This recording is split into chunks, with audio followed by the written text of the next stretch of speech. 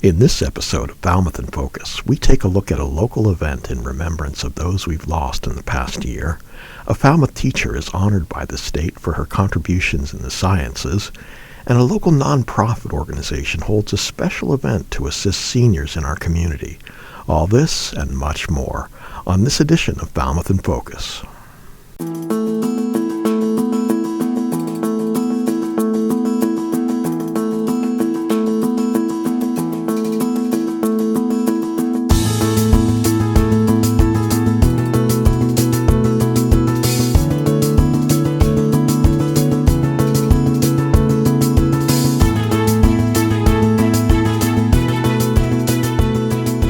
Hello and welcome to Falmouth in Focus, FCTV's current affairs program. I'm Michael Kasparian. And I'm Quinn Banda. COVID numbers are slightly elevated in Falmouth the past couple of weeks. Stay informed on the latest local, state, and federal guidance with regular briefings by Falmouth's health agent, Scott McGann, on FCTV, Government Channel 15, our Facebook page, and fctv.org. Well, it's time now for FCTV's condensed version of the takeaways from the recent municipal meetings. Selections are chosen based on community impact. On the evening of October 24th, the Select Board met in an executive session to negotiate a contract with interim town manager Peter Johnson Staub. The board came back to open session and announced the successfully agreed upon contract. The board will put on the agenda at a later date executing the contract. It is October 24th, 2022. It is 7:00 p.m. and the board is returning from executive session. And I am happy to announce that we have come to an agreement with Peter Johnson Staub. We've come to a contractual agreement with Peter Johnson Staub to be our interim town manager. And at a later date, that contract will be on the agenda to execute. So thank you for that. Thank you. And now, here's Andrea Thorold with a recap of the most recent school committee meeting. We had a number of presentations that may be of interest to the community. The first was the annual analysis of our district's MCAS testing data. We also had an overview of the increasing needs of our students, especially related to the school budget. And finally, we had a presentation from MAEC, the organization that has been selected to do the district's equity audit. The highlight of the evening was the presentation of the MASS Student Award to Caroline Moskal. Congratulations. To see the meetings in their entirety, check out Government Channel 15 program schedule at fctv.org. After a short break, we'll stop by a fundraiser to support a local organization. Stay with us. We have homeless people in Falmouth? I get that question all the time. I'm Gina Torrielli, Executive Director of Belonging to Each Other. BTEO is a local charity helping our Falmouth neighbors experiencing homelessness. We've been doing it for the last 7 years. We just closed our seasonal housing program, and I wanted to tell you about the last 6 months. A record 87 applications for 13 beds. We housed 25 adults with Falmouth ties, and they agreed to work towards stable housing and abide by program requirements that included sobriety. Their ages were from 21 to 79, more women than men, and 1 in 3 residents were over age 60. And that's new for us. Most residents worked in Falmouth establishments, food service, retail, construction, and our local nursing homes.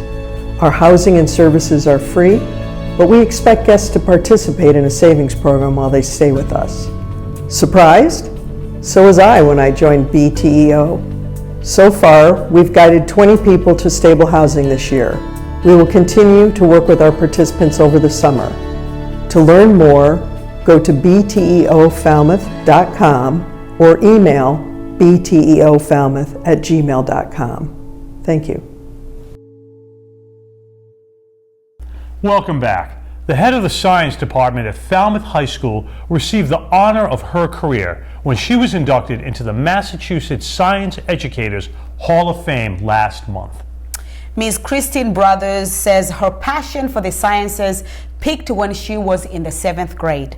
FCTV stopped by her class to discuss what this new honor means to her and her career. As you mentioned, that 7th grade, I went to a nature camp during the summer. I think it was 2 weeks long, and it was an overnight camp, so we stayed in tents. And during the day, we just went out and did stuff in the field, and we did like pond studies and dipped nets and put on waders and went out and collected things that lived in the pond. And we caught snakes and frogs, and we measured trees, and we learned how to identify plants and birds, and just really were immersed in all that for the whole 2 weeks. And I just thought, this is great. This is what I want to do. The little faculty that I've met was just coming in here, not the fact that they all know you, but they're super proud of you. Are you proud of yourself? Okay, you're kind of making me embarrassed here. I'm proud of what I've done and what I've accomplished, over a long career. I hate saying this because it makes me feel so old. I still feel like, I don't know, still feel like 30 in some ways, right? Everybody my age will tell you that. It's like, and then, a lot of teachers still kind of feel like high school kids because it's like we're permanently stuck at high school level. But yeah, I'm proud of what I've done over a long time, but to me it's much more important that the kids here, they leave my class caring about the environment, and that when they're out there voting or making purchases or just their day-to-day lives, they think about what they're doing and how it impacts the environment, and then they make good choices. Now, I remember when I was in school, a subject such as math and things that we learned, I would say to myself, where would I use this? why are you telling me? Why are you telling me this? Do you get such questions in your classes? And if so, how do you reply?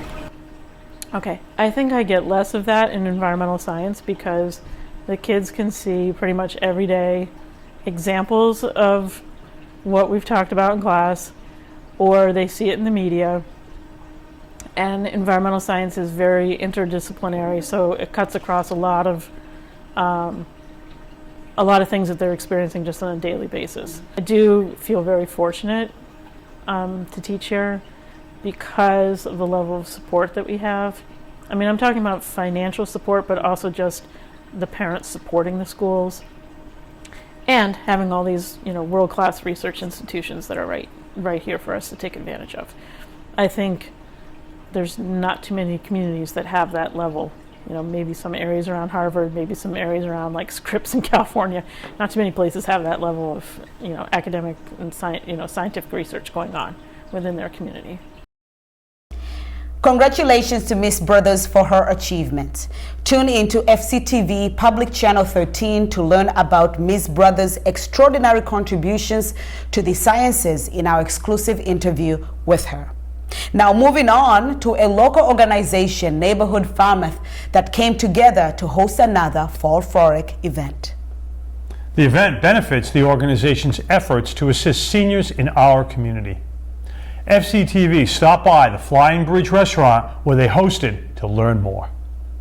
Today's event is an annual event that is extremely important to bring our membership and all of our volunteers together so that we can see and meet each other, put names to faces, and really kind of build the relationship between volunteer, member, and staff member. It's a community-based organization. We have 145 members.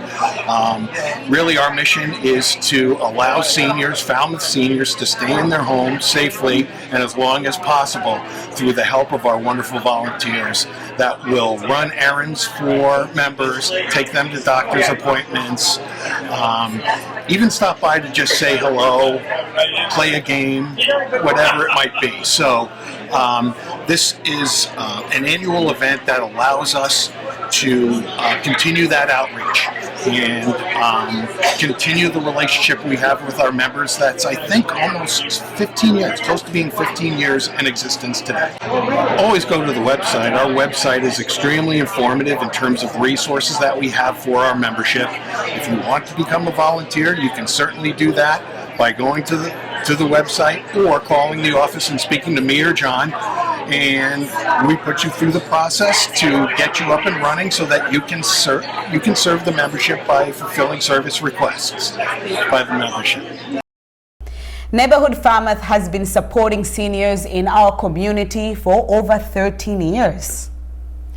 In another event, the Wacoit Congregational Church hosted a community luminary walk event.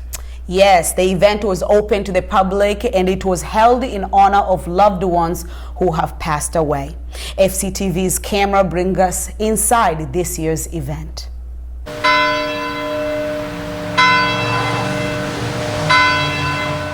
Well, today in the Christian tradition is All Saints' Day, November 1st. This is the day that we remember people in our lives who have gone on to the great beyond. It's also a time that in our lives that we can honor people who are still here on earth. And traditionally, what has been done is that you light a candle. We call this Luminaries of Love. We usually have it outside. It's a little rainy, but we have it inside, and it's just lovely. It's a time for people to remember the ones they've lost, to honor the ones who are still here. It's a feel-good time because in our tradition we also believe that this is a thin time, that the space and the veil between heaven and earth are very, very thin. It's the time that people reach down and we reach up. I lost my husband 5 years ago now, and I lost 2 friends in the last couple of weeks, so I actually lit 3 candles for them. And I took pictures of them so I can send them to the people who lost these friends. So it's a lovely, lovely thing. It's quiet, it's thoughtful, and it's just a nice way to remember people. I think in our culture we don't do a very good job honoring the dead. Remembering the dead, so this is a way that we can do it. It's so lovely inside. Thanks to Bob Fenstermaker for that coverage. After the break, we stop by at the high school to learn more about one of their vocational programs. Stay with us.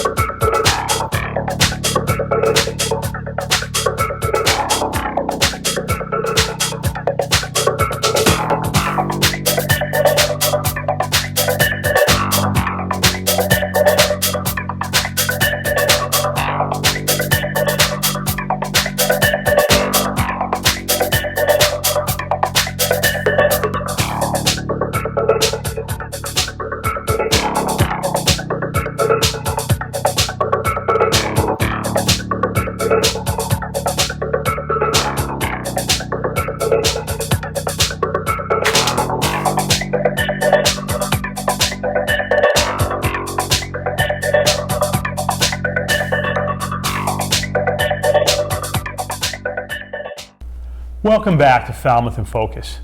Students at Falmouth High School have many unique opportunities for classes to explore future careers, one of which is early education and care, which is part of Falmouth High School's vocational program. Very interesting program, and here's more about that student offering. The Early Childcare Program is a CVTE pathway in which students learn how to work with young children. Students who complete the Early Childhood Pathway are qualified for a variety of professional positions. Completion of the Early Childhood Pathway will result in a preschool teacher license from the state of Massachusetts in the Department of Early Education and Care. This pathway will prepare a graduate for a job or career right out of high school. Something I always enjoy about this program is even after a tough morning, the kids can always cheer me up. In the first course, Child Development, students learn about all the stages of life, beginning at conception and continuing through adolescence. While studying each stage of a child's life, we look at the development of the whole child. We study the physical, intellectual, social, and emotional development of the children. We learn how children's bodies grow, how their brains develop, and why they behave the way they do. My favorite part about being part of this program is that the kids are really excited to see you every day, and it's a really great feeling to be able to see all the kids during the day and know that they're excited to see you. The second course in the pathway is Childcare 2, the preschool. In this hands-on class, students observe, supervise, and teach young children. At our on-site preschool, children ages 3 to 5 participate in multi-sensory, meaningful learning experiences. These experiences are created and provided by the high school students. We are responsible to plan, prep, deliver, and evaluate lessons. Along with working with the children, we are lucky to be a positive role model in their lives. We encourage, support, and build relationships with our kids. My favorite part is watching them have fun with the activities we teach them. The final course in the early childhood pathway is the childcare internship. Senior interns have an opportunity to travel to a preschool or elementary school in Falmouth. In these classrooms, some roles and responsibilities include supervision, classroom duties, and prep work, and even helping children one-on-one or in a small group. My favorite part about the internship is when I arrive, all the kids come running up and give me the biggest hugs. And they're so happy to see me, and I'm so excited to be with them. Thanks to Ryan Weber for that story. The Falmouth Museums on the Green recently held several events to celebrate Halloween, and we stopped by one of those to discuss some of the new changes. Here's a look at this year's Wicked at Wicks event.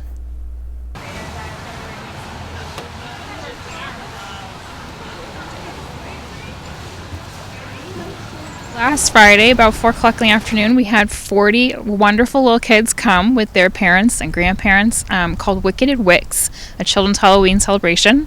It was the first year we've done this, and we had a really amazing turnout that we weren't expecting. We were hoping for, but not expecting necessarily as good as we got. It was amazing. Lots of walk-ins, and they did pumpkin painting and trick-or-treating at 3 different stations around the grounds. They got the chance to learn about Halloween through the years in Falmouth over the years, and they had a cute little parade that went around. We had one of our wonderful volunteers, Tom Mumford, that dressed up as the sea captain and pretended he was a sea captain and took all the kids around the property. It was fantastic. And we had lots of good feedback.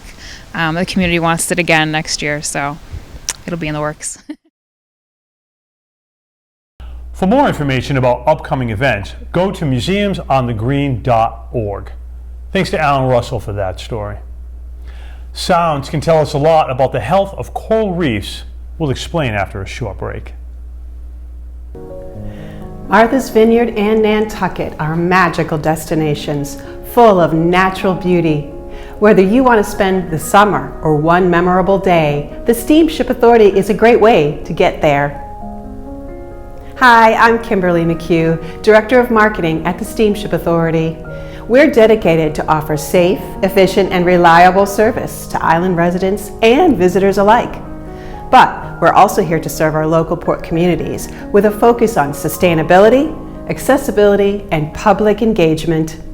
And as you're about to see, we're here to serve you too with innovations that make travel easier and more efficient than ever. We're pleased to offer contactless passenger tickets from the convenience of your phone. Skip the line at the terminal with our eFerry digital ticket. It's even faster and easier than a traditional electronic ticket. Simply get your eFerry pass at app.steamshipauthority.com, and when you arrive at the gate, hold the top of your device near that reader and come aboard. To better serve our passengers, the Steamship Authority is always looking to hire dedicated and caring people. If you'd like a rewarding and dynamic career, explore the list of open positions on our website. We believe in treating our employees just as well as we treat our passengers. Convenience, careers, community. At the Steamship Authority, we're all about serving the islands and you.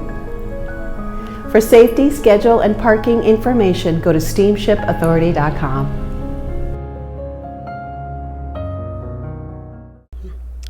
Welcome back to Falmouth in Focus. The sounds of a coral reef can tell scientists a lot. It can indicate a reef's health, and it can also provide a sign of a developing problem. Sensory biologist Aaron Mooney explains that sound could also offer a way to help improve the health of a reef by signaling to other animals that it's a good place to live. I kind of think of myself as a sensory biologist. I like to get the animal's perspective of the world around it. And a lot of my background or my work is focused on listening, hearing, sound in the sea. There you go. The first way we started thinking about this is just listening to the reefs in general and putting out these sort of sound recording microphones called hydrophones. And we set it to record for usually 1 minute every 10 minutes. And that allows us to get essentially the patterns of what's happening on a reef. We kind of set up these frames, essentially these anchors. They're just rebar stakes. We affix the listening structure to that rebar stake, and then we can leave it there for a month at a time. What we're really listening for or assessing on reefs is the fish sound. So we think that's really, really important. You can begin to kind of then listen for changes in your reefs. And you can tell that disease is coming or the warming is happening, or there's a change essentially in the animal patterns and their calling rates on that reef. And when that disease hits, we can notice a very audible difference in those reefs, particularly that coral hub, that coral, where it's a lot quieter around. And it kind of shows you that you're beginning to kind of lose that community center of the reef. And losing those is going to be really detrimental to the reef. The challenge is that a lot of our reefs are in remote locations, or it's not necessarily easy to go out there and access them day after day or hour after hour. So you need ways to kind of monitor in an effective way, and then you can apply your treatments.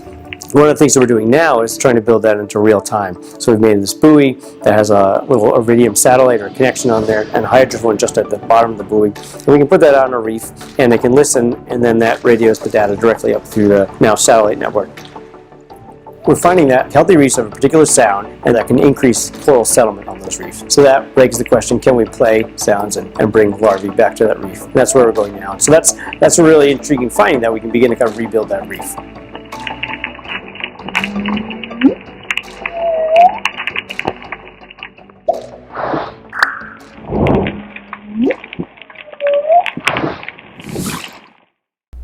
Join us next time as we continue our look at coral reef research thanks to the Woods Hole Oceanographic Institution.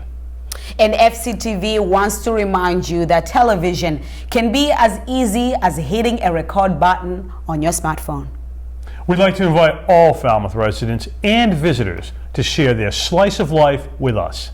Email us your photos and videos, or upload them to Facebook, Twitter, or Instagram using the hashtag MyFalmouth or Falmouth in Focus to be featured on the show. Thank you to our most recent contributors. And we leave you now with the sights and sounds of the Halloween costume parade at Mullen Hall. Thank you for watching Falmouth in Focus. We'll see you next time.